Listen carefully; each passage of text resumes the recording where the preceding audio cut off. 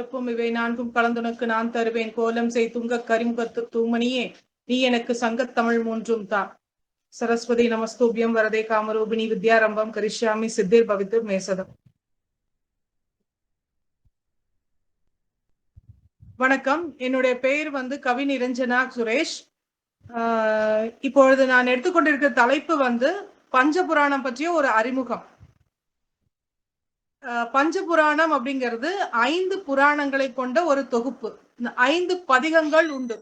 5 பதிகங்கள் அப்படிங்கிறது தேவாரம், திருவாசகம், திருவிசைப்பா, திருப்பல்லாண்டு, பெரிய புராணம் ஆகிய 5 புராணங்களிலிருந்தும் தலா ஒரு பதிகத்தின் விகிதம் 5 பாடல்களை கொண்ட தொகுப்பே பஞ்சபுராணம் ஆகும்.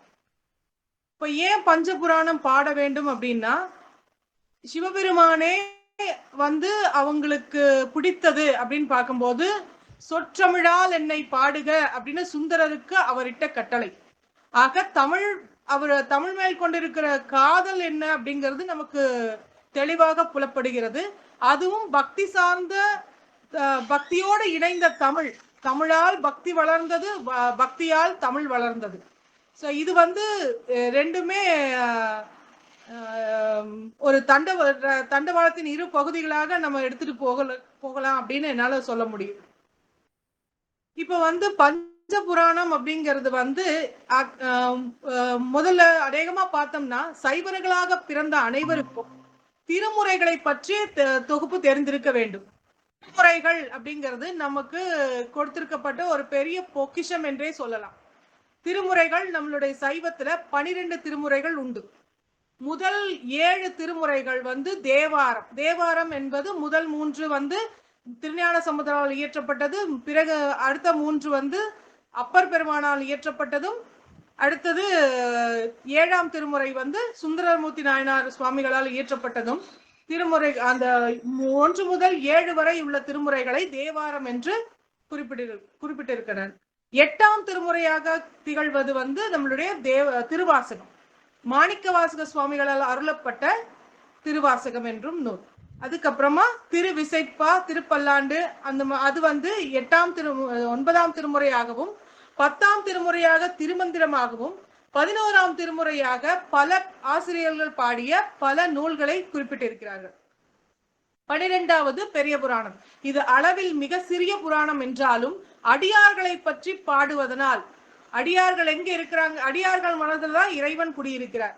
பெரியது எது அப்படின்னு சொல்லி முருகப்பெருமான் அவையாரிடம் கேட்கும் போது, புவனம் பெரிது, புவனத்தை உருவாக்கிய பிரம்மன் பெரிது, பிரம்மன் இருப்பதோ நாராயணனின் நாபி கமலத்தில், அதனால் நாராயணன் பெரிது, நாராயணன் அமர்ந்திருப்பதோ ஆதிசேஷனின் உருவத்தில், அந்த ஆதிசேஷன் யார், அது பெருமாளை விட ஆதிசேஷன் பெரியவன். அந்த ஆதிசேஷன் யாருன்னா உமையவளின் சிறுவிரல் மோதிரம்.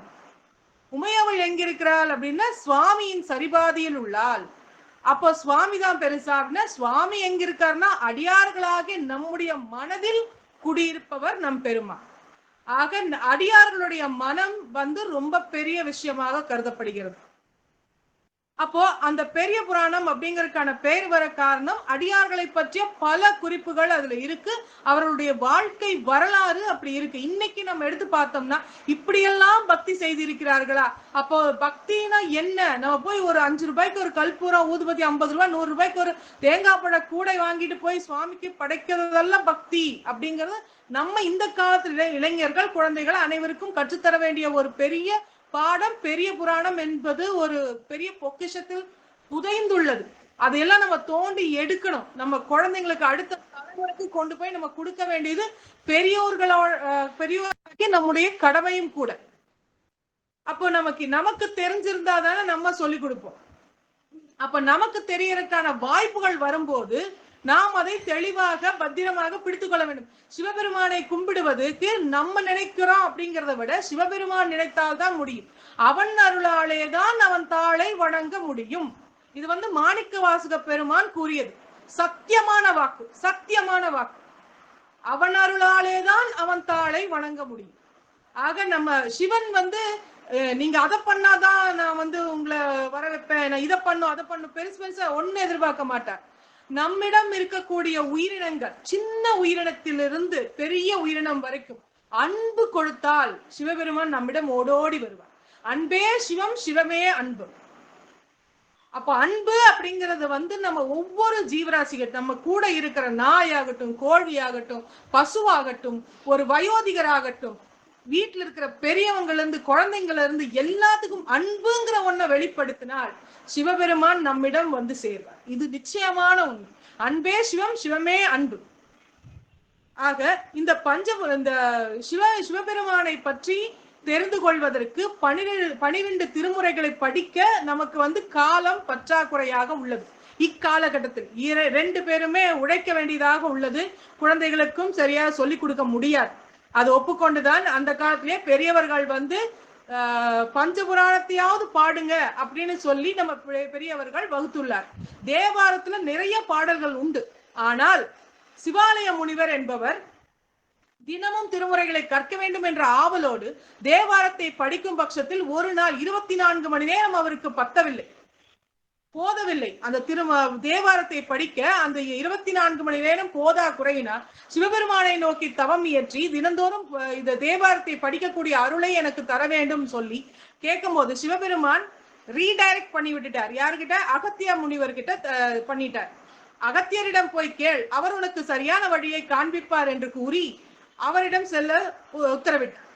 அவர் அங்க போய் அகத்திய முனிவர்கிட்ட போய் அவர் கேட்கும் போது அவர் அங்க என்ன சொன்னார்னா, இருக்கிற தேவார பாடல்களை எல்லாம் ஒன்றாக சேர்த்து அதில் எது எது ரொம்ப முக்கியத்தன்மை வாய்ந்ததோ அது எல்லாத்தையும் எடுத்து திரட்டி அகத்தியர் தேவார திரட்டு என்று கூறினார். அதுக்கு ஒரு நூல் இருக்கும், 40 ரூபா தான் அந்த புத்தகம். அது 4 மணி நேரத்துல முற்றோதல் முடிச்சிடலாம். தேவாரம் அப்படிங்கறதுல அது எல்லாத்துலயுமே மூவர் எழுதின தேவாரமும் அதுல வந்துரும். அந்த மாதிரி ஒரு புத்தகம் உண்டு. அதுவும் ஒரு பெரிய பொக்கிஷமே நமக்கு. இப்ப இந்த தேவாரம், இந்த பஞ்சபுராணம் ஏன் பாடணும் அப்படின்னா, தேவாரத்துல இகபர சுகங்கள் அனைத்தும் கிட்டுவதற்கான வழிகளை இறைவன் நமக்கு தந்திருக்கிறார். மூவர் தந்திருக்கிறார். இறைவனின் அருளால் 3 பெருமக்கள் நமக்கு தந்திருக்கிறார்கள். அப்ப என்னென்ன இகபர சுகங்கள்னா, இவ்வாழ்க்கையில திருமுறைகளை ஓதுவது நம்முடைய தீவினைகளை கழிப்பதற்கு ஒரு வழி என்பது நமக்கு தெரிந்து கொள்ள வேண்டிய மிக முக்கியமான விஷயத்தில் ஒன்று கர்மவினை. கர்மவினை நம் கர்மத்தை கழித்து அனுபவித்து கழிக்க வேண்டும். அப்படி இல்லை அப்படின்னாக்கா திருமுறைகளை ஓத வேண்டும். திருமுறைகளை ஓத வேண்டும், நிறைய தான தர்மங்கள் செய்ய வேண்டும். இப்படிப்பட்ட பல காரியங்கள் மூலமாக நமக்கு அதே மாதிரி உழவார பணிகள் செய்யும் போது நம்முடைய தீவினைகள் குறைந்து நல்வினைகளை கூட்டுவதற்கான வழிகளை நம் பெரியவர்கள் நமக்கு கற்றுக் கொடுத்திருக்கிறார்கள். அப்போது இங்க நமக்கு தேவாரம் படிக்கும் போது நமக்கு வாழ்க்கையில வரக்கூடிய இன்னல்கள் அனைத்தையும் நமக்கு தொலைத்து, இன்னல்களை அனைத்தும் நமக்கு சீர் செய்து நன்மையாக மாற்றக்கூடிய வழிகளை தேவாரம் நமக்கு கூறியிருக்கிறது. என்னென்ன தேவாரம் அப்படின்னு பார்த்தோம் அப்படின்னாக்கா, நமக்கு வேண்டிய பண வசதி, மெயினா இப்போ பொருளாதார வசதி தான் நமக்கு தேவை. திருஞான சம்பந்தரால் இயற்றப்பட்ட இடரினும் தளரினும் என்ற பதிகம் அதுக்கு மிக முக்கியமாக துணை செய்கிறது. நமக்கு இப்ப காசு வேணும், அர்ஜென்ட், நமக்கு எதுவுமே இல்லை, சோர்ஸ் இல்லை அப்படிங்கும் போது இந்த பதிகத்தை ஒரே ஒரு விளக்கு ஏற்றி சிவபெருமானம் உள்ளம் உருகி கண்ணீர் பெருகி இந்த ஒரு பதிகத்தை பாடினால் போதும், நமக்கு கண்டிப்பாக நம்மளுடைய தேவை பூர்த்தி செய்யும் அளவுக்கு செல்வம் சேரும். இது நிச்சயமான உண்மை. எல்லாமே திருமுறைகள் பொறுத்தளவுக்கு, தேவாரத்துல பொறுத்தளவுக்கு இந்தந்த பலன்கள் உண்டு என்றால் கண்டிப்பாக உண்டு. எந்த சந்தேகத்தோடு நாம் படிக்க வேண்டிய அவசியம் இல்லை. முழு நம்பிக்கையோடு 100% நமக்கு கிடைக்கும் என்ற நம்பிக்கையோடு நாம் படித்தால் போதும். அதை மனம் முருகி படிக்க வேண்டும். அது ஒண்ணுதான் நம்ம பண்ண வேண்டிய விஷயம். அடுத்தது, நம்மளுடைய எலும்பு சம்பந்தமான வியாதிகள் மறைய விங்கு விளை கழனி அப்படின்னு ஒரு பதிகம் இருக்கு, அதுவும் பாடலாம். அதே போல உடல் பிணி அகல நின்ற சீர் நெடுமாறனாக கூன் பாண்டியனாக இருந்தவர் நின்ற சீர் நெடுமாறனாக மாறியது மந்திரமாவது நீரு அப்படிங்கிற அந்த பதிகத்தை பாடிய பிறகு, அப்போ மந்திரமாவது நீர், சின்ன குழந்தை ஏதாவது பயந்துருச்சு அப்படின்னாக்க நம்ம 3 விரல்களை ரிஷப முத்திரையில எடுத்து திருநீர் எடுத்து நெஞ்சுக்கு நேரா வச்சு மந்திரமாவது நீரு அந்த பதிகத்தை அந்த முதல் 4 வரி சொன்னா கூட போதும். மனசார மனம் உருகி இறைவனிடம் பிரார்த்தித்து அந்த குழந்தைக்கு ஒரு திருநீர் பூசி விட்டா பயத்தினால ஆன ஜுரம் எல்லாம் போயிடும்.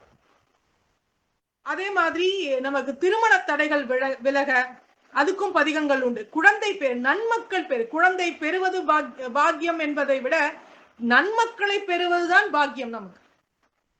அதுக்கு கல்வி செல்வம் கிடைக்கிறதுக்கு நன்மக்களை பெறுவதற்கு கண்காட்டு நுதலாக அப்படிங்கிற ஒரு பதிகமும், திருமண தடை விலக நீருவரி ஆடரவோடு அப்படிங்கிற அந்த பதிகமும் பயன்படும். கல்வி செல்வம் குழந்தைகளுக்கு கிட்ட துஞ்சலும் துஞ்சல் அப்படிங்கிற பதிகங்கள் எல்லாமே தேவாரத்துல உண்டு. அதுக்கப்புறமா திருவாசகம் நம்மளுடைய முக்திக்கு வழி தரும். நம்மளுடைய இந்த தேவாரம் படித்து விட்டு இகபர சுகங்கள் எல்லாம் நம்ம அடைந்து விட்ட பிறகு நம்ம இறைவனை நாடி செல்லும் நேரத்துல அதுக்குன்னு அந்த டைம் மட்டும்தான் படிக்கணும்னு அவசியம் கிடையாது. இப்ப இருந்தே படிக்கலாம். திருவாசக முற்றோதல் செய்ய செய்ய செய்ய செய்ய நமக்கு இன்னும் நிறைய அருளாசி கிட்டும். இறைவனிடமிருந்து அருளாசியை பெறுவதற்கான வழிவகைகள் நமக்கு நிறைய உண்டு. அப்ப அது பாடி பரவ எம்பெருமானின் திருவடியிலே முக்தி அடைவதற்கான வழியை திருவாசகம் நமக்கு பெற்றுத்தரும். திருவிசைப்பா, இசை என்றால் இறைவனுக்கு மிகவும் பிடிக்கும். எம்பெருமானுக்கு இசை என்றால் மிகவும் விருப்பமான ஒன்று. அது நமக்கு எல்லாத்துக்குமே தெரியும். ராவணன் தன்னுடைய விமானத்திலே பயணம் செய்து கொண்டிருக்கும் போது, அந்த கதை உங்களுக்கு தெரியும் நினைக்கிறேன். கைலாய மலை அதை குறுக்கிட்ட போது அதை தாண்டி செல்ல முடியவில்லை அவரால். அதனால என்ன பண்ணாங்க, தன்னுடைய அகங்காரத்தின் காரணமாக மலையை தூக்கி நகர்த்தி விடலாம் என்ற நம்பிக்கையில் கையை கொண்டு போய் உள்ள வச்ச சிவபெருமான் ஒரே ஒரு கட்டவரல லைட்டா அமுத்தினாரு. அவ்வளவுதான், முடிஞ்சு போச்சு. கையெல்லாம் நசுங்கி ஆன்னு அழுதுட்டு இருந்த போது அப்பர் பெருமானின் முன் அவதாரத்தில் முன் ஜென்மத்தில் அவர் வாக்கீச முனிவராக இருந்தார். வாக்கீச முனிவர் அவரிடம் ஒரு ஹிண்ட் கொடுக்கிறார். இந்த சூழ்நிலையிலிருந்து ராவணனை தப்பிக்க வைக்கிறதுக்கு ஒரு ஹிண்ட் கொடுக்கிறார். என்னன்னாக்கா, சாமகானத்தை பாடுக அப்படின்னு சொல்லி அவர் பாடுறாரு. பாடின உடனே சிவபெருமான் கையை மட்டும் விடுவிக்கவில்லை, வாழ்வோடு நல்வாழ்வோடு வாளையும் கொடுத்தார். ராவணன் சிவபக்தர். அவருடைய என்ன சொல்றது, அவர் பெண் ஆசை பிடித்ததுனாலதான் அவருக்கு அழிவுங்கிறத ஏற்பட்டதே ஒழிய அவர் வேதத்திலே தலை சிறந்தவர், பண்டிதராக இருந்தவர். அப்படிப்பட்டவர் தான் சிவபக்தர் அவர். சரிங்களா? அப்போ அந்த அவங்க அவங்களுக்கு ஒரு லிமிட் வைக்கணும். இல்லைனாக்கா லிமிட்லெஸ்ஸா போச்சுன்னாக்கா அரக்கர்கள் எல்லாம் என்ன பண்ணுவாங்க நமக்கு எல்லாம் தெரிஞ்ச விஷயம்தான். சோ தன்னை என்ன சொல்றது, தன்னை ஆணவத்தினால் அவங்கள எதிர்த்து நின்ன போதிலும் நந்தியம்பெருமான் சொல்றார். அப்போ அவர் கேட்காம போய் அந்த வேலையை செஞ்சார். ஆனா அவர் சாமகானத்தை பாடியவுடன் இவர் மனம் உருகி அவரை மன்னிச்சு தன்னோட பக்தராக மனதார ஏற்றுக்கொண்டார். தன்னுடைய எதிர்த்து நின்றவரையும் பக்தராக ஏற்றுக்கொண்டவர். நம்ம எல்லாம் பாடினா என்ன பண்ண மாட்டார், என்னென்ன வேணுமோ எல்லாத்தையும் கொடுப்பார். அவர் தயாரா இருக்கிறார். கேட்பதற்கு நமக்கு தான் நேரம் இல்லைன்னு சொல்றோம். அதுக்கப்புறமா நம்ம சுந்தரருக்கு பொற்றாளம் திருக்கோலக்கா என்ற இடத்தில் பொன்னால் செய்யப்பட்ட தாளத்தை கொடுக்கிறார். அவர் பாவம் குழந்தை, சின்ன கையை தட்டி தட்டி தட்டி தட்டி பாடுறதுக்கு அப்பாக்கு மனசு பொறுக்கலை. அதனால தங்கத்திலேயே தாளம் கொடுத்தார்.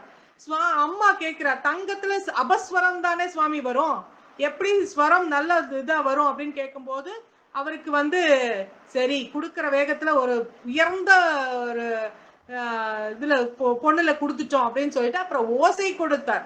உயர்ந்த ஓசையை அம்பிகை கொடுத்தார். பொட்டன்ஷியல் எனர்ஜி சிவபெருமான் அந்த பொருளை கொடுத்தார். அதற்காக சக்தியை கொடுத்தவர், கைனடிக் எனர்ஜியை கொடுத்தவர் அம்பிகை.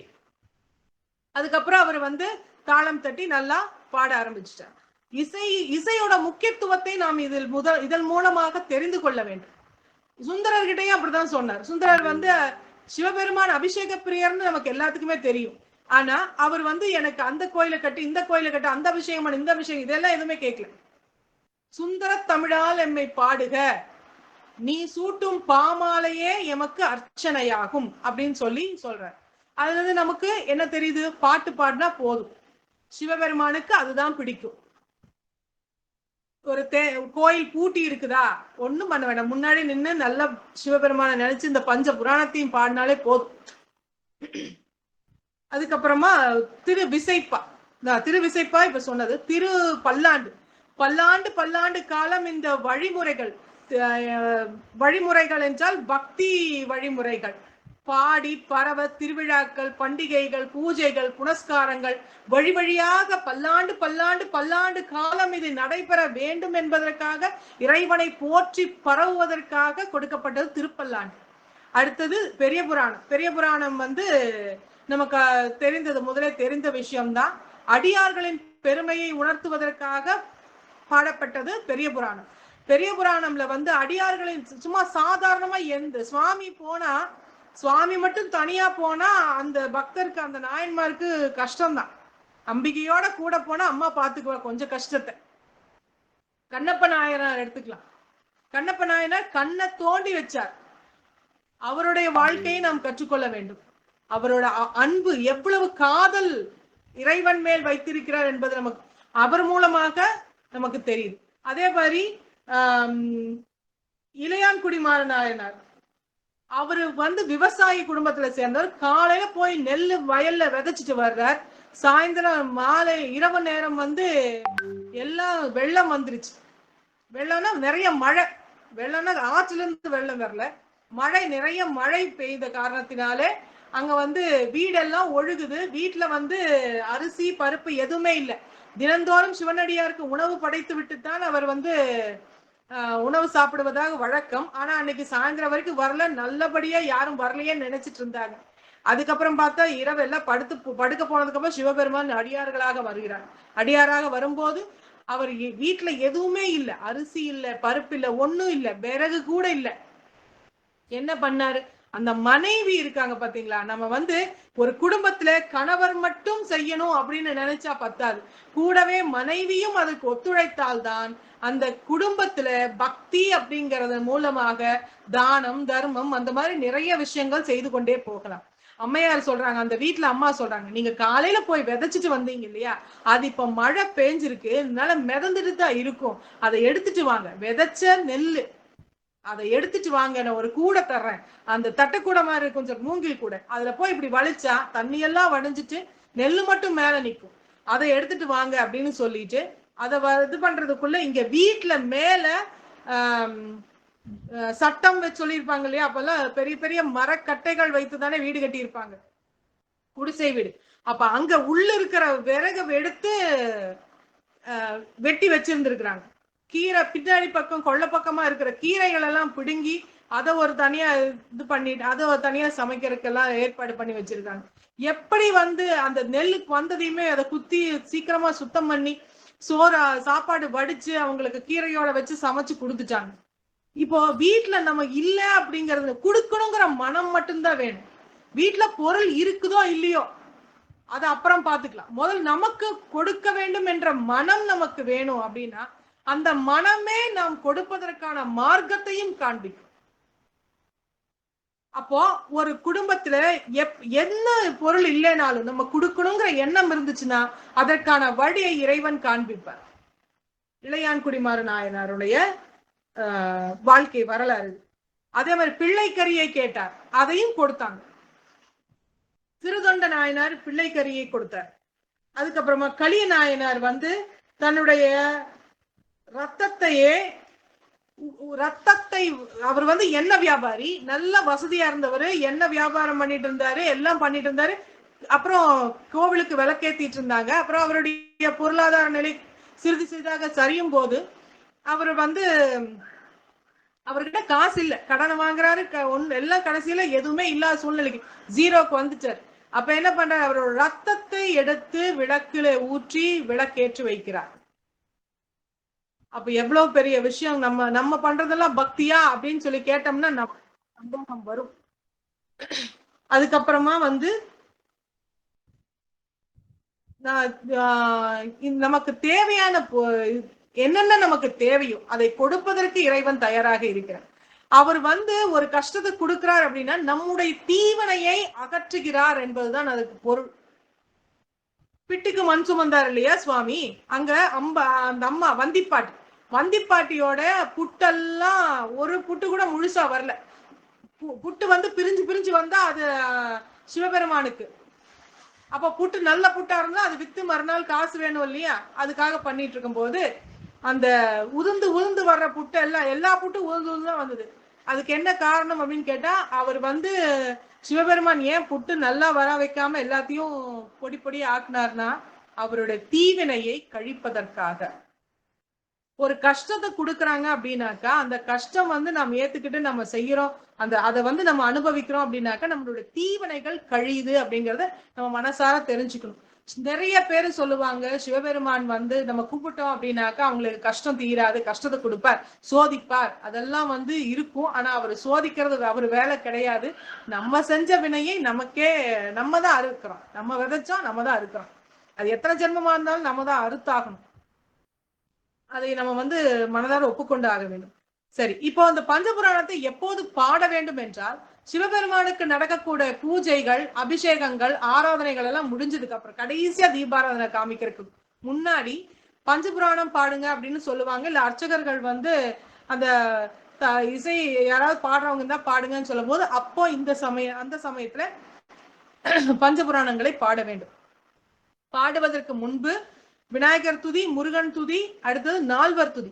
நால்வர் பெருமக்கள் இருக்கிறாங்க இல்லையா, அவங்களுக்கு ஒரு துதி உண்டு. அந்த துதியை பாடிவிட்டு இந்த பஞ்சபுராணத்தை பாடிவிட்டு கடைசியில நம்மளுடைய வான்முகில் வழாது பெய்க வாழ்த்து பாடல் பாடிட்டு நம்ம அந்த இதை முடிச்சு விட்டுறோம். அந்த மாதிரி பாடணும். அப்படி பாடும்போது சிவபெருமானின் முன்பு பாடும் பொழுது பஞ்சபுராணத்தில் இருக்கக்கூடிய வரிகளை மறுபடியும் பாடக்கூடாது. பாடிய வரிகளை மறுபடியும் பாடக்கூடாது. நம்ம தனியா பாடும் போது பாடிக்கலாம். அந்த இந்த ஒரு வரியை வந்து பாடும்போது இன்னும் நல்லா இருக்கும், இன்னொரு தடவை இந்த மாதிரி இழுத்து பாடும்போது நல்லா இருக்கும் அப்படின்னு எல்லாம் ஆசைப்பட்டோம் அப்படின்னாக்கா சிவபெருமான் முன்னாடி பாட வேண்டாம், தனியா பாடிக்கலாம்.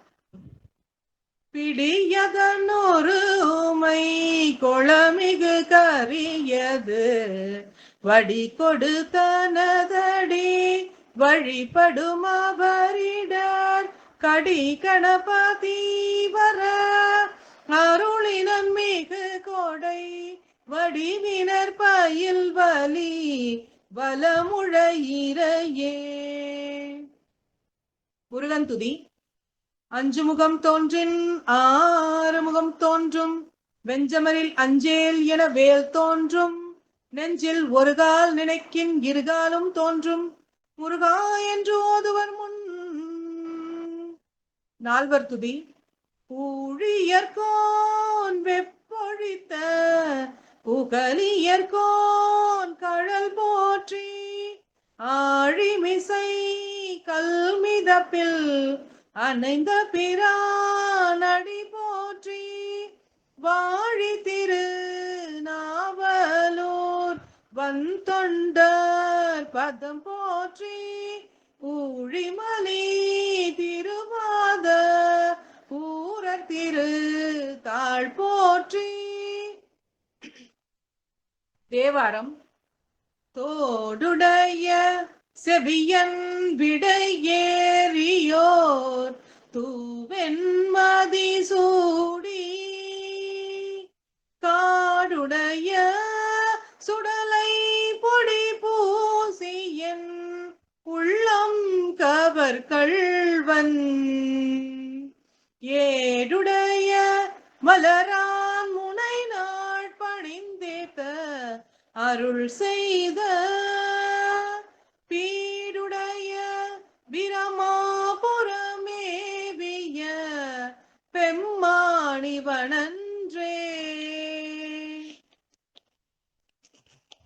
திருவாசகம். மெய்தானருமே விதிர் விதிர்த்து உன் விரையார் கழற்கு என் கைதான் தலை வைத்து கண்ணீர் ததும்பி வெதும்பியுள்ளம் பொய்தான் தவிர்ந்து உன்னை போற்றி சய சய போற்றி என்னும் கைதான் நெகிழ விடேன் உடையாய் என்னை கண்டு கொள்ளே. திருவிசைப்பா. ஒளி வளர் விளக்கே உலப்பிலா ஒன்றே உணர்வு சூழ் கடந்ததோர் உணர்வே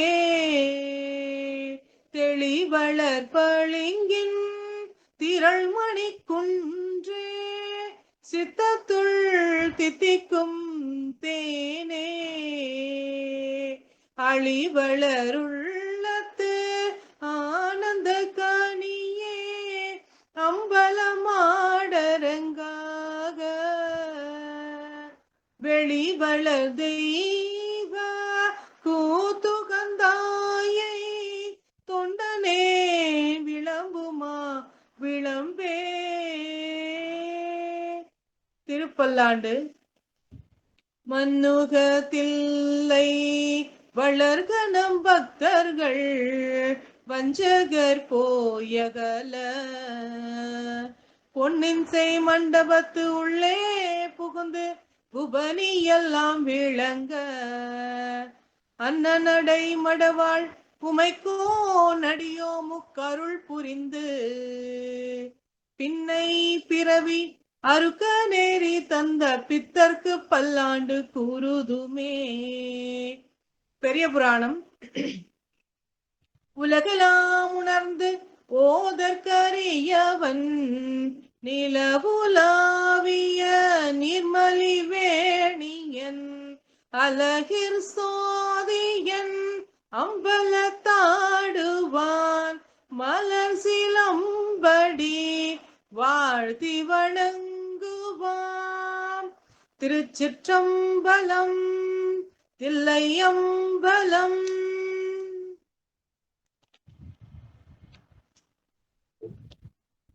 தேவாரத்துல வர பாடல்களுக்கு விளக்கம். இது எப்ப பாடினது அப்படின்னாக்கா திருநாவுக்கரசு பெருமானால் பாடப்பட்டது. இதோட பண் நட்டப்பாடை. இந்த ஏன் பண்ணோட பாடணும் அப்படிங்கறத நான் முதல்ல சொல்லிடுறேன். ஏன்னா திருஞான சம்பந்தர் பெருமானாகட்டும் யாரு பாடுறதா இருந்தாலும் அந்த பண்ணுல பாடி இருக்கிறாங்க. அப்போ சிவபெருமானுக்கு கேட்குமாமா, என்னடா நம்மளுடைய திருஞான சம்பந்தர் பாடின மாதிரியே இருக்கே, ஒரு ரெக்கமெண்டேஷன் மாதிரி. நம்ம பாடுறதுங்கிறத விட பண்ணோட பாடும்போது அந்த பண் மிக சிறப்பான ராகத்துல அமைஞ்சிருக்கிறங்காட்டி தான் அந்த பாடல்கள் எல்லாம் இன்னைக்கும் நிலை பெற்று இருக்குது இல்லைங்களா. அந்த 12 திருமுறைகள் ராஜராஜ சோழனால் நம்பியாண்டார் நம்பி மூலமாக நமக்கு கிடைச்சிருக்கு. அப்போ அப்படிப்பட்ட பொக்கிஷத்தை நம்ம அதுக்குரிய பண்ணல. நம்ம என்ன சொல்றது, என்னதோ சினிமா பாட்டெல்லாம் பாடுறோம். குழந்தை கூட என்னென்னமோ வார்த்தை அர்த்தம் தெரியாத பாடல்கள் எல்லாம் பாடுது. நம்ம குழந்தைங்களுக்கு இந்த மாதிரி பயனுள்ள பாடல்களை கற்றுத்தரும் பொழுது நம்ம தமிழும் வளர்க்க முடியும், பக்தியும் வளர்க்க முடியும். நம்மளோட குழந்தைங்களுக்கு நம்ம கொடுக்கிற சொத்தே இதுதான். என்னை பொறுத்தளவுக்கு பணம் காசுங்கிறது ரெண்டாவது. நம்ம இல்லாத போது இந்த உலகத்துல தனியா வாழ்றதுக்குரிய நம்பிக்கை கடவுளோட கையை நம்ம பிடிச்சு கொடுத்துட்டுதான் நம்ம போகணும். அப்போ கடவுளோட கையை நமக்கு உடனே ஒரே செகண்ட்ல பிடின்னு சொன்னா பிடிக்க மாட்டாங்க. சின்னதுல இருந்தே அதை நம்ம வளர்த்தி விட்டாதான் முடியும். இப்ப இந்த திருஞான சம்பந்தர் பெருமான் 2.5 வயது இருக்கும் போது தன்னுடைய தந்தையாருடன் கோவிலுக்கு வருகிறார். அங்க உங்களுக்கு தெரியும் நினைக்கிற கதை. கீழே குளத்துல போய் முங்கி அவர் குளிச்சுட்டு வரும்போது இங்கே இரு அப்படின்னு சொல்லிட்டு கரையில உட்கார வச்சுட்டு போறாரு. அந்த படிக்கட்டுல உட்கார வச்சுட்டு போறாரு. கீழே முங்கி எந்திரிக்கிறார். கடைசியில ஒரு தடவை முங்கிடும் போது வரவே இல்லை. அவர் உள்ள ஜபம் பண்ணிட்டு இருக்கிறார். அப்பா அப்படின்னு சொல்லி குழந்தை அழுது. இந்த அப்பாவுக்கு காது கேட்கல. இவர் தண்ணிக்குள்ள இருக்கிறார். மேல இருக்கிற எல்லா ஜென்மத்துக்குமான தந்தை நமக்கு அம்மா அப்பான்னு இந்த ஜென்மத்துல இருக்கிறவங்க இந்த ஜென்மத்துக்கு மட்டும்தான் அம்மா அப்பா. அடுத்த ஜென்மத்துல யார் வருவான்னு தெரியாது. ஆனா ஒவ்வொரு ஜென்மத்திலையும் நமக்கு தாய் தந்தையாக இருப்பவர் தாயாரும் நம்மளுடைய சிவபெருமானும் தான். அப்போ அந்த மாதிரி இருக்கிறவங்க குழந்தை அழுகும் போது உடனே வர்றார். திருஞான சம்பந்தரை எடுத்து தன்னுடைய தேவி கிட்ட சொல்றார், இவருக்கு ஞானப்பால் கொடுங்க அப்படின்னு சொல்லி சொல்றார். அப்படி கொடுக்கும்போது இந்த குழந்தை ஞானப்பால் மட்டும் பத்தாது, சிவஞான போதத்தையும் சேர்ந்து தாயார் ஊட்டுறார். நம்ம அம்மா எல்லாம் ஒரு எங்கேயாவது எக்ஸிபிஷனுக்கு போகணும் இல்ல எங்கேயாவது வெளியில போகணும் அப்படின்னா அப்பா ஒரு 100 ரூபாய் கொடுத்தா அம்மா ஒரு 50 ரூபாய் சேர்த்து கொடுப்பாங்களே, அந்த மாதிரிதான் தாயாருக்கு எப்பவுமே நம்மளோட மேல பரிவும் அன்பும் பாசம் ரொம்ப ஜாஸ்தி அப்பாவை விட. அது மாதிரி கொஞ்சம் சிவஞான போதத்தையும் சேர்த்து ஊட்டினார். அதனால அந்த குழந்தை 2.5 வயசுலயே ஞானம் கிடைச்சிருச்சு அவங்களுக்கு. அந்த குழந்தை வந்து பாட ஆரம்பிச்சது. பாட ஆரம்பிக்கணும்னா அவன் குழந்தை பால் குடிச்சிட்டு இருந்தோடனே பால் லைட்டா வாயில ஒட்டிட்டு இருக்க அந்த தந்தை, முங்கி எழுந்த தந்தை வந்து, அவர் ரொம்ப ஆச்சாரமான குடும்பத்தை சேர்ந்தவர், யார் கொடுத்த பாலை குடித்தாய் அப்படின்னு சொல்லி கேட்டு கோமா கேட்கும் போது இந்த குழந்தை இந்த பாட்டை பாடுது. தோடுடைய செவியன் விடையேறியோர் தூவெண் மதிசூடி காடுடைய சுடலை பொடி பூசி என் உள்ளம் கவர் கல்வன் ஏடுடைய மலரான் முனை நாட்பணிந்தேத்த அருள் செய்த பீடுடைய பிரமாபுரம் மேவிய பெம்மான் இவனன்றே அப்படின்னு பாடு. தோடுடைய செவியன், அம்மா வந்து பால் கொடுக்கும் போது ஒரு காதுல பார்த்தா தோடு அணிஞ்சிருக்கிறது. குழை ஆண்கள் அணிந்திருக்கிறது வந்து குழைன்னு சொல்லுவாங்க. அப்போ பெண் தோடுங்கிறது பெண்கள் அணியக்கூடியது. தோடுடைய ஒரு செவியன், செவியன் வந்து ஆண் பால். தோடு அணிந்திருக்கக்கூடிய ஒரு ஆண் வந்தார். அது எப்படி வந்தார்? விடையேறி, விடை என்றால் காளை வாகனம், காளையில வந்தார். தூவெண் மதிசூடி, தூய்மையான வெண்ணிறமுடைய நிலா பிறையை சூடியுள்ளார்.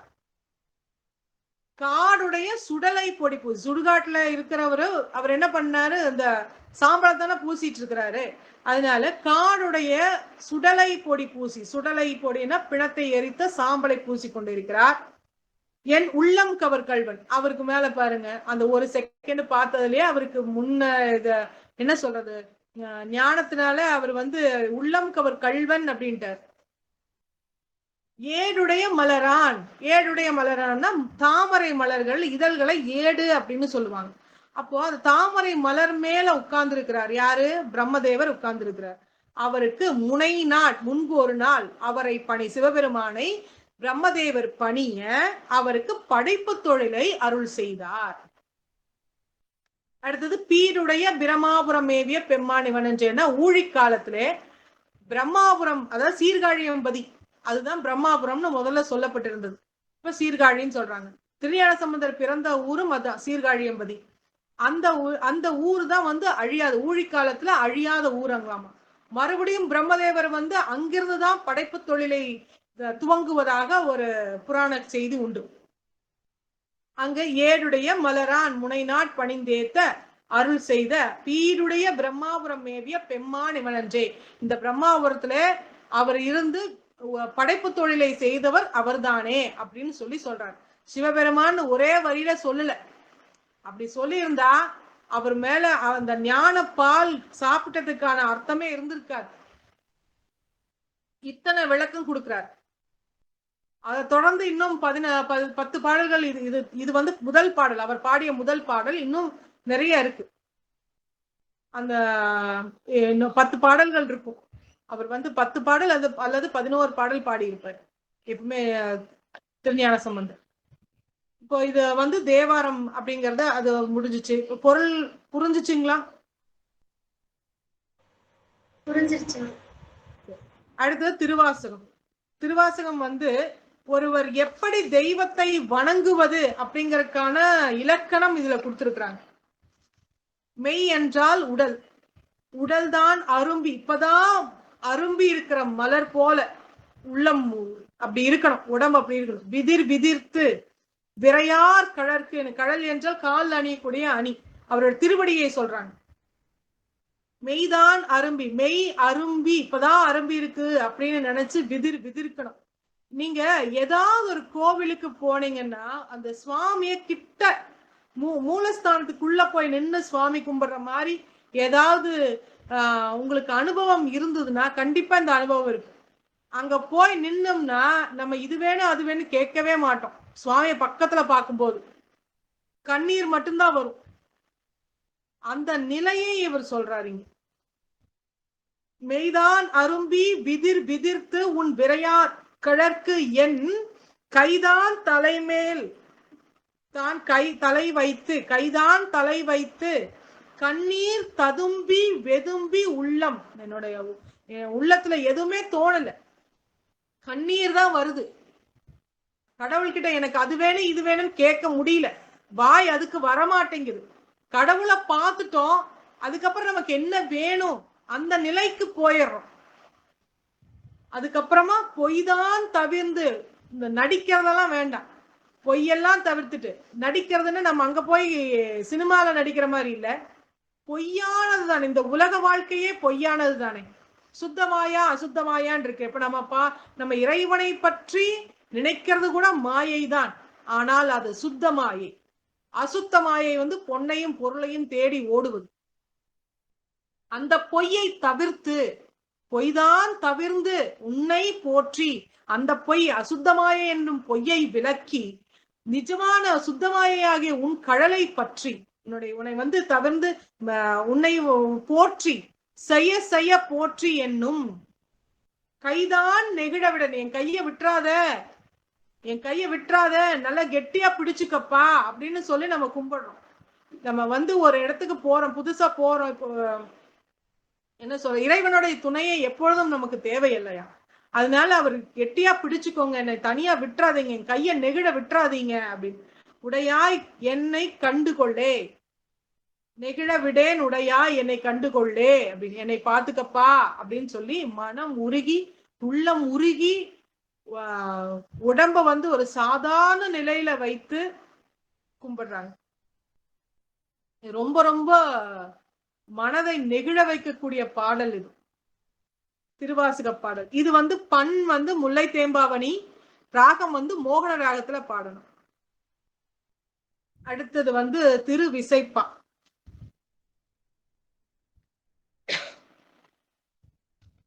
ஒளிவளர் விளக்கு. ஒளிவளர் விளக்குன்னு நம்ம ஏத்துற விளக்கு சொல்லல, ஆன்ம விளக்கு, அதாவது அறிவு ஞானத்தை பற்றிய பாடல் இது. சுடர் மங்காத ஞான விளக்கை பற்றிய இது. அந்த விளக்கு அப்படிங்கிறது அதுதான் ஞான விளக்கை பற்றி சொல்றாங்க. ஒளிவளர் விளக்கே, ஞானம் என்னைக்கும் அழியாது, கொடுக்க கொடுக்க தேயாதது, தீராத செல்வம் எது அப்படின்னாக்கா அது கல்வி செல்வமும் ஞானமும் தான். நமக்கு தெரிஞ்ச ஒரு பொருளை, நம்ம தெரிஞ்ச ஒரு விஷயத்தை மற்றவங்களுக்கு கொடுக்க கொடுக்க கொடுக்க கொடுக்க அது உள்ளே நமக்கு வளர்ந்து கொண்டுதான் இருக்கும்.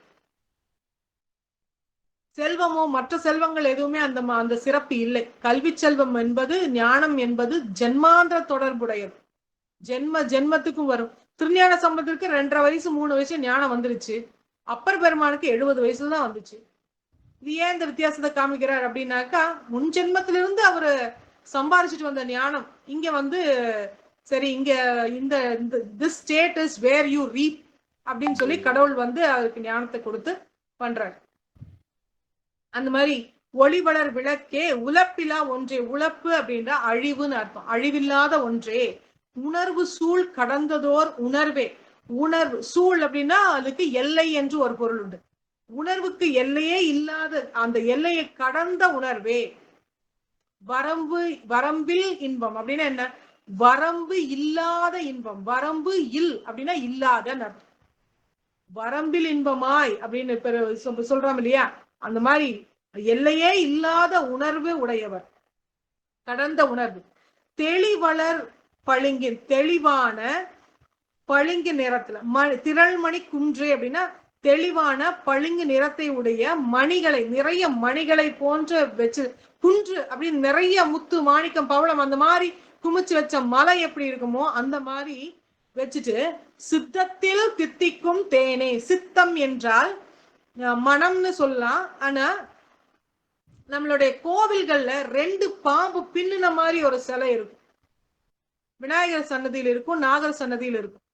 அந்த 2 பாம்போடைய சூக்ஷமான உண்மை என்னன்னா, இடது நாசி வலது நாசி, இடகலை பிங்கலைன்னு சொல்லுவாங்க, நாசிகள்ல வழியா விடுற இது. இந்த மூச்சு காற்று உள்ள போய் இங்க இந்த புருவ மத்தியில அந்த சுழுமுனைய முட்டி மேல போச்சுன்னா அந்த தியானம் பண்றதோடைய வெளிப்பாடுதான் அது. இந்த இடத்துல நிக்கும் போது நமக்கு ஒரு இனம் புரியாத இன்பம் வரும். அந்த 2 பாம்பு போய் மேல ஒன்னோட ஒண்ணு இப்படி பார்க்கும் போது நடுவுல லிங்கம் வச்சிருப்பாங்க. நீங்க நல்லா கவனிச்சு பார்த்திருந்தீங்கன்னா தெரியும். அந்த பாம்பு ஒன்னோட ஒண்ணு பின்னி பின்னி பின்னி பின்னி நேர 2 பாம்போடைய தலை இருக்கிற இடத்துல நடுவுல ஒரு லிங்கம் இருக்கு. அந்த சுழுமுனை, அந்த இடகலை பிங்கலை சுழுமுனை, இந்த இடத்துல சுழுமுனை இருக்கும். அதை முட்டி மேல எடுத்தாச்சுன்னாக்கா மூலாதாரத்துல இருக்கிற உயிர் சக்தி. அதுதான் வந்து மேல 7 சக்கரங்களை தாண்டி நமக்கு இங்க வருது. வந்து காமிக்கும் போது அந்த இடத்துல ஒரு இனம் புரியாத இன்பம் வரும். அங்கதான் அமுத பிட்யூட்டரி கிளாண்ட் இருக்கு இல்லையா, சயின்ஸ்ல படிச்சிருப்போம். இந்த நெத்தி பொட்டு, பின்மண்ட, நடு உச்சி, இந்த 3 இடமும் சேர்ந்த ஒரு இடத்துல பிட்யூட்டரி கிளாண்ட் இருக்கு. பின்னாடி பீனியல் கிளாண்ட், முன்னாடி பிட்யூட்டரி கிளாண்ட் இருக்கு. அந்த கிளாண்ட் சுரக்கிற சுரபிதான் அந்த என்ன சொல்ற அந்த உணர்வுக்கான ஒரு அடையாளம். அதுதான் இங்க வந்து சொல்றாங்க, சித்தத்துள் தித்திக்கும் தேனே. ஒரு தடவை வேதாத்ரி மகரிஷியோட ஆசிரமத்துக்கு எங்களுக்கு போறதுக்கான வாய்ப்பு கிடைச்சிச்சு. அங்க வந்து எங்களுக்கு இதை சொல்லி கொடுக்கும் போது அந்த இந்த இடத்துல வந்து கருத்தை நிறுத்த சொன்னாங்க. நிறுத்தினதுக்கு அப்புறம் 2 கல்கண்டு வாயில கொடுத்தாங்க, கையில கொடுத்து வாயில போட சொன்னாங்க. அந்த டேஸ்ட் எங்களுக்கு நாக்குல தெரியவே இல்லைங்க, இந்த இடத்துல தெரிஞ்சிச்சு. அது ரொம்ப அற்புதமான ஒரு உணர்வு. உங்களுக்கு எல்லாம் வாய்ப்பு கிடைச்சிச்சுன்னா கண்டிப்பா அதெல்லாம் கத்துக்கோங்க. அதுதான் சித்தத்துள் தித்திக்கும் தேனே. அழிவளர் உள்ளத்து ஆனந்த கனியே. அழினா அன்பு, அன்பும் அருளும் இருக்கிற உள்ளத்து ஆனந்த கனியே. ஆனந்தத்தை தரக்கூடிய கனி. மகிழ்ச்சி, இன்பம், ஆனந்தம், இதுக்கு எல்லாருக்குமே வித்தியாசம் இருக்கு. துன்பம் நீக்கு. இப்போ ஒரு வெயில் வருது, வெயில் சரியான வெயிலா இருக்கு. இப்போ வெயில்ல நடந்துட்டு வந்து கோட்டம்ல தண்ணி சில்லுன்னு ஒரு பானை தண்ணி குடிச்சோம் அப்படின்னாக்கா அதுதான் இன்பம் அப்படின்னு சொல்றோம். அது இன்பம் இல்ல, துன்பம் நீக்கி. இன்பம் அப்படிங்கிறது கொஞ்சம் ஓரளவுக்கு சந்தோஷம். மகிழ்ச்சிங்கிறது நம்மளுடைய உறவுகள் சார்ந்த ஒன்று. ஆனந்தம் என்பது ஆத்மா சார்ந்த ஒன்று. நம்முடைய ஆன்மா எப்ப சந்தோஷப்படுது அதுதான் நம்மளுடைய தேடலா இருக்கும். ஒரு சில விஷயத்த பண்ண நமக்கு சாட்டிஸ்பாக்சன் இருக்கும், ஒரு சிலது பண்ணும்போது நம்ம சாட்டிஸ்ஃபை ஆகவே மாட்டோம். இந்த சாட்டிஸ்பாக்சன் அப்படிங்கிறது லெவல் எது அப்படின்னாக்கா, நம்மளுடைய ஆன்மா எதை தேடுகிறதோ அதை நாம் சென்றடையும் போது அங்கதான் நம்மளுடைய முழு மனதோட நாம் செய்யக்கூடிய அந்த ஆத்ம திருப்தி அப்படின்னு சொல்றாங்க இல்லையா, அந்த ஆன்மா தேடுறது கிடைக்கும் போதுதான் அந்த ஆத்ம திருப்தி, ஆனந்தம் அப்படிங்கிறது கிடைக்கும்.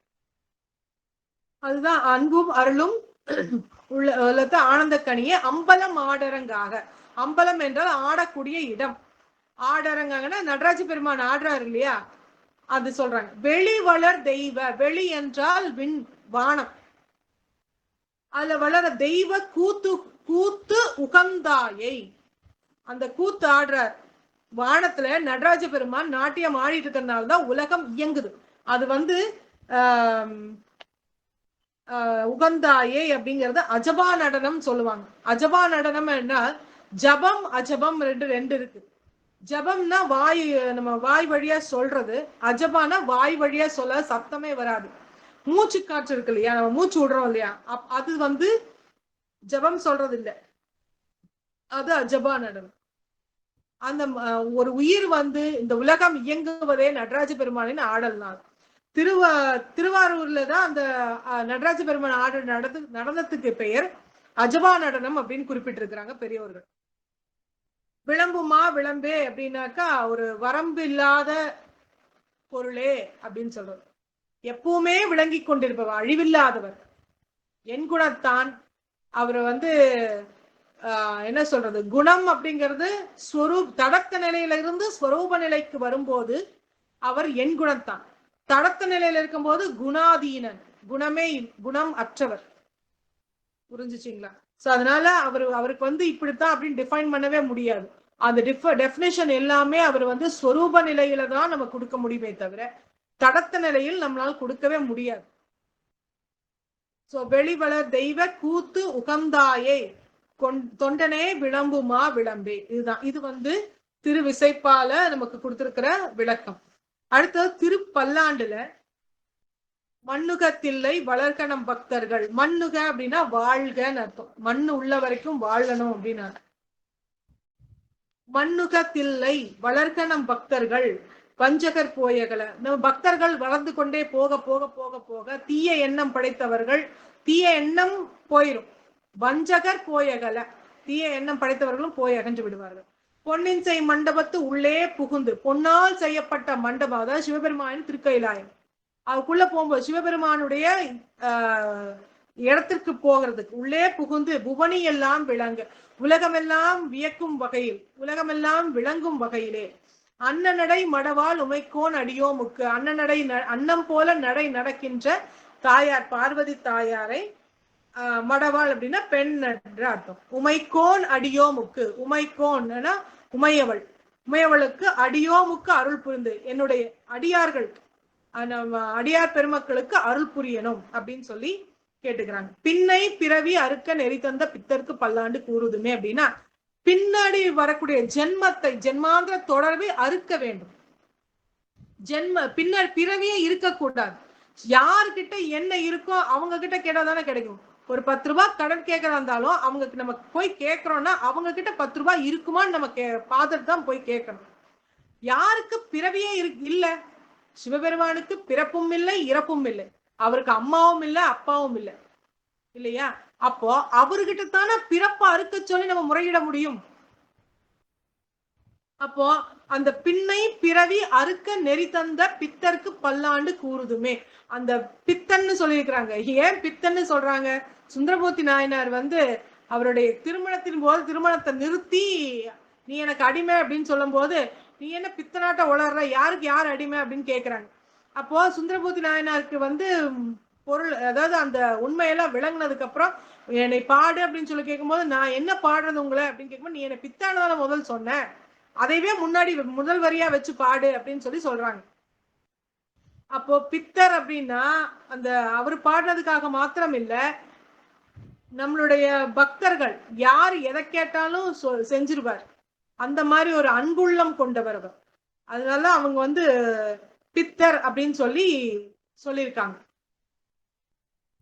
பிறவி அறுக்க நெறி தந்த பித்தருக்கு பல்லாண்டு கூறுவதுமே, சிவபெருமானுக்கு பல்லாண்டு பல்லாண்டு கூறிக்கொண்டே இருக்க வேண்டும். அவர் பல்லாண்டு வாழணும். அவர் வாழக்கு நம்ம வாழ்த்தல அப்படின்னாலும் அவர் வாழத்தான் போறார். ஏன்னா அவருக்கு அழிவு அப்படிங்கிறது இல்லை, அழிவே இல்லாதவர் சிவபெருமான். நம்ம வாழ்த்துறது அப்படிங்கறதுனால நம்ம ஏன் அப்படி வாழ்த்த சொல்றோம் அப்படின்னாக்கா, நம்ம கூட இருக்கிற சக மனிதர்களுக்குள்ளும் அதே சிவபெருமான் குடிகொண்டுள்ளார். நம்ம ஜீவாத்மா அப்படிங்கிறது பரமாத்மா கிட்ட இருந்து வந்ததுதான். அதே மாதிரிதான் எல்லா உயிரினங்களும் வந்திருப்பாங்க இல்லையா? அப்படி எல்லா உயிரினங்களும் வந்திருக்கும் போது நம்ம கிட்ட இருக்கிற அதே சக்தி தானே அவங்க கிட்டையும் இருக்கும். அவங்களோட தீவினையினால அவங்க பீடிக்கப்பட்டு அவர்கள் அப்படி நடக்கும் போது நம்ம அதை நாம் மெச்சூர்ட் லெவல் அப்படின்னு சொல்லக்கூடிய நம்ம அவங்களோட இது அவ்வளவுதான், இன்னும் அவங்களுக்கு மெச்சூரிட்டி வேணும் அப்படின்னு சொல்லிட்டு நம்ம வேலையை பார்த்து நகர்ந்து வந்துடுறது நமக்கு நம்மளோட மெச்சூரிட்டி லெவல நமக்கு சொல்லுவாங்க.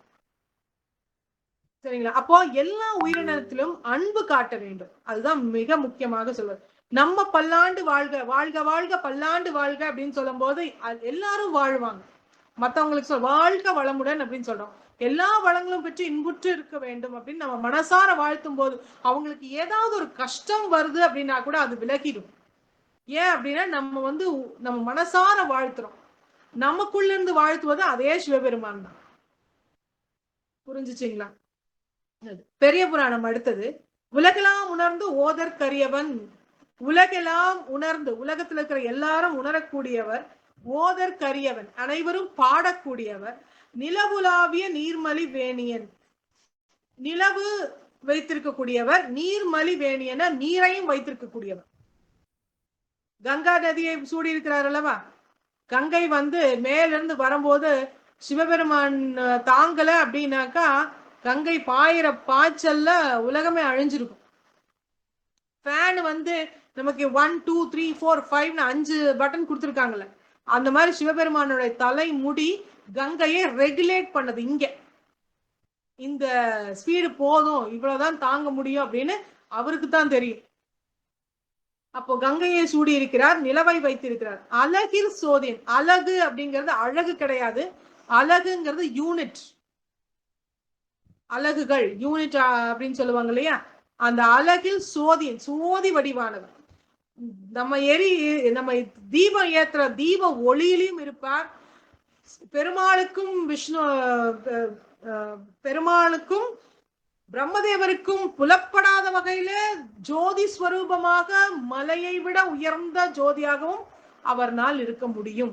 அவர்னால நம்ம தான் அதான் சொல்றேன் முதல்ல, அவர் சொரூப நிலையிலிருந்து தடத்த நிலையில இருக்கும்போது எதுவுமே டிஃபைன் பண்ணவே முடியாது. சொரூப நிலையில வந்ததுக்கு அப்புறம் நம்ம இப்படி இருப்பார் அப்படி இருப்பார், நடராஜரோட ஸ்வரூபம் அதுதான் சொல்லலாம். ஆனா இந்த இதுல ஜோதி ஸ்வரூபமா இருக்கும்போது நம்மளால அவரை டிஃபைன் பண்ணவே முடியாது. ரெண்டு பேருமே பார்க்கல, சிவபெருமான ரெண்டு பேருமே பார்க்கல. படைப்புக்கு அதிபதி, கல்விக்கு அதிபதியாக இருக்கிற சரஸ்வதியை மனைவியாக கொண்டுள்ள பிரம்மதேவரும் பார்க்கவில்லை. செல்வத்திற்கு அதிபதியாக இருக்கக்கூடிய திருமகளை துணைவியாக கொண்டிருக்கும் திருமாலாலும் பார்க்க முடியவில்லை. ஏனென்றால் அவர்களுடைய அகந்தை, நான் பெரியவன் நான் தான் பெரியவன் என்ற அகந்தை. அப்போ கல்வியில சிறந்தவன் நான் அப்படின்னு நம்ம அகந்தையா இருந்தாலும் கடவுளை பார்க்க முடியாது. செல்வத்துல என்னை விட சிறந்தவன் யாரும் இல்லைன்னு சொன்னாலும் கடவுளை பார்க்க முடியாது. போலாம், இங்க இருக்கிற கோயிலுக்கு நம்ம கொடுக்க வேண்டிய காசு கொடுத்தா தரிசிக்கலாம். ஆனா பசியோடு இருக்கிற ஒரு நாய்க்கு ஒரே ஒரு பிஸ்கெட் போடுங்க, கடவுள் ரொம்ப சந்தோஷப்படுவார். அந்த நாய்க்குள்ள இருக்கிறதும் கடவுள் தான். பசுன்னு ஏதோ ஒரு பசு வந்ததுன்னா ஒரு பழைய சாதம், அரிசி கழுவுன தண்ணி கொடுங்க, சாதத்தை கூட போட வேண்டாம், அரிசி கழுவுன தண்ணி எடுத்து வச்சிருந்து கொடுத்து பாருங்க, அதுவும் வாழ்த்தும். அதுவும் ஒரு அன்பு தான், அன்பு சார்ந்தது தானே நம்மளுடைய வாழ்க்கை எல்லாமே. அதனால அதுவும் நமக்கு பயனுள்ளதாக இருக்கும். அழகிர் சோதியன் அம்பலத்தாடுவான். அம்பலம் என்பது தில்லை சிதம்பரம் பெருமாளை, அந்த திருச்சிற்றம்பலம் சொல்றாங்களே சிதம்பரம், அந்த இடத்தை குறிக்கும். மலர் சிலம்படி வாழ்த்தி வணங்குவாம். மலர் சிலம்படி, மலரை நம்மளுடைய கைகளால மலரை எடுத்து அவருடைய சிலம்படியில திருவடியில போடணும், போட்டு வாழ்த்தணும். இதான் அவருடைய சேக்கிழார் பெருமானால் இயற்றப்பட்ட பெரிய புராணம். இதுதான் முதல் பாடல், அவருடைய முதல் பாடல். மலர் சிலம்படி வாழ்த்தி வணங்குவான். இதுதான் பெரிய புராணத்தோட விளக்கம். இதுல ஏதாவது சந்தேகம் இருக்குதுங்களா? வான்முகில் வழாது பெய்க, மலிவளம் சுரக்க மன்னன் கோன்முறை அரசு செய்க, குறைவில்லாது உயிர்கள் வாழ்க, நான்மறை அறங்கள் ஓங்க, நற்றவம் வேள்வி மல்க, மேன்மை கொள் சைவ நீதி விளங்குக உலகம் எல்லாம், மேன்மை கொள் சைவ நீதி விளங்குக உலகம் எல்லாம், ஆறிரு தடந்தோள் வாழ்க, ஆறுமுகம் வாழ்க, வெற்பை கூறுசை தனிவேல் வாழ்க, குக்குடம் வாழ்க, செவ்வேள் ஏரிய மஞ்சை வாழ்க, யானை தன்னடங்கு வாழ்க, மாறிலா வள்ளி வாழ்க, வாழ்க சீரடியாரெல்லாம், வாழ்க சீரடியாரெல்லாம். சிவா திருச்சிற்றம்பலம். தில்லையம்பலம். தென்னாருடைய சிவனே போற்றி, எந்நாட்டவர்க்கும் இறைவா போற்றி, ஏகம்பத்துரை எந்தாய் போற்றி, பாகம் பெண்ணுரு ஆனாய் போற்றி, அண்ணாமலையும் அண்ணா போற்றி, கண்ணாரமுத கடலே போற்றி, காவாய் கனக திரளே போற்றி, கைலை மலையானே போற்றி போற்றி. திருச்சிற்றம்பலம். தில்லையம்பலம். நன்றிங்க. இவ்வளவு நேரம் பொறுமையா கேட்டு இருந்தவங்களுக்கு ரொம்ப நன்றி. பயன்படுத்துங்க, வாழ்க்கையில நடைமுறைப்படுத்துங்க, மென்மேலும் உங்களுடைய வாழ்க்கை நிலை கண்டிப்பாக உயரும். நன்றிங்க.